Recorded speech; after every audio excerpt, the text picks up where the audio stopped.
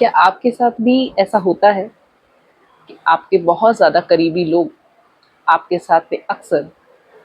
Disrespectful behaviour कर देते हैं और आप कुछ कह नहीं पाते, कुछ बोल नहीं पाते,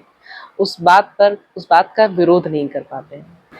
देखिए, मस्ती मज़ाक करना, एक दूसरे की टाँग खींचना, हँसना बोलना, ये तो सब बिल्कुल एक नॉर्मल बात है।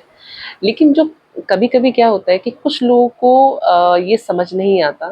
कि जो मस्ती मज़ाक की जो लाइन होती है ना, उसकी भी एक लाइन होती है, वो कहाँ ड्रॉ करनी है।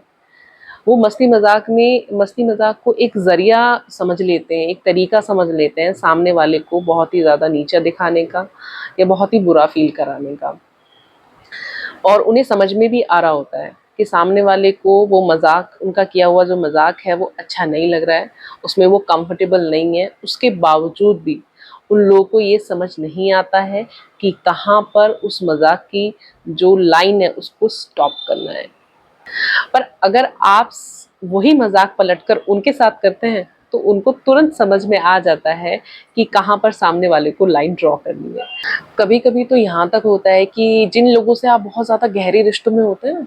जिन लोगों को पता होता है कि आपकी क्या-क्या इनसिक्योरिटीज़ हैं, आपकी क्या-क्या, आप किस चीज़ को लेकर बहुत सेंसिटिव हो, उन चीज़ों के बारे में पता होने के बावजूद भी वो लोग बाज नहीं आते हैं इस बात से। उनको पता होता है कि आपको अच्छा नहीं लगेगा, उस टॉपिक पे आप बात करेंगे, उस चीज़ को लेकर आप बात करेंगे, तो आप सेंसिटिव हैं उसको लेकर, थोड़े इनसिक्योर हैं उसको लेकर। जानने के बावजूद भी वो लोग जानबूझकर उस तरह की बातों को जो है आपके सामने लेके आते हैं या उन चीज़ों को लेकर आपका मज़ाक बनाते हैं। अगर आपके साथ भी कोई ऐसा कर रहा है, तो हाँ, ये एक बहुत बड़ा रेड फ्लैग है और ये एक बहुत बड़ा डिसरिस्पेक्टफुल बिहेवियर है। तो जब भी कोई इंसान आपके साथ ऐसा बर्ताव करता है तो जाहिर सी बात है, अच्छा तो नहीं लगता, ख़राब लगता है। और बहुत बार आप कह भी नहीं पाते हैं क्योंकि आपको लगता है कि सामने वाला फैमिली है, फ्रेंड है, या जो भी आपका करीबी है, तो उनको बुरा लग जाएगा। या कभी कभी सामने वाला जो है उस बात को एक्सेप्ट भी नहीं करता है, लोग सॉरी भी फील नहीं करते हैं और बहुत ही ज़्यादा डिफेंसिव हो जाते हैं और अटैकिंग मोड में आ जाते हैं और बहुत ही ज़्यादा ओवर रिएक्ट कर देते हैं, या वो आपको ऐसा ब्लेम करने लगेंगे कि आप ओवर रिएक्ट कर रहे हैं। वो अंडरस्टैंड करने की कोशिश नहीं करेंगे कि उन्होंने अपनी जो लिमिट्स हैं वो क्रॉस की हैं। मैंने पहले भी कई बार अपनी वीडियोस में ये बात कही है कि जब भी ऐसी कोई कंडीशन आपके साथ आती है ना, तो आप ये समझ लीजिए कि किसी भी इंसान को अधिकार नहीं है, चाहे वो आपका दोस्त हो, आपकी पत्नी हो, पति हो, फ्रेंड हो, कोई भी हो, फैमिली मेम्बर हो, किसी को भी ये अधिकार नहीं है कि किसी रिश्ते के नाम पर आपको नीचा दिखाए, आपको बुरा फील कराए।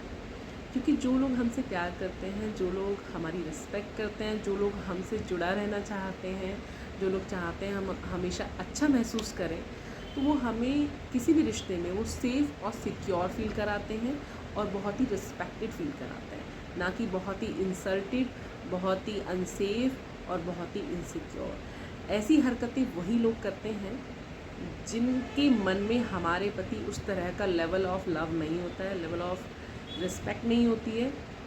जैसा हम समझ रहे होते हैं। तो आपको सबसे पहले तो यही करना है कि आपको उनको वार्निंग देनी है, आपको उनको बताना है। बहुत गलत तरीके से आप रिएक्ट नहीं करना है, आपको बहुत प्यार से उनको आराम से समझाना है कि आपको ये चीज़ अच्छी नहीं लगती है तो वो इस चीज़ को ना करें। अगर आपके बार बार समझाने के बाद भी,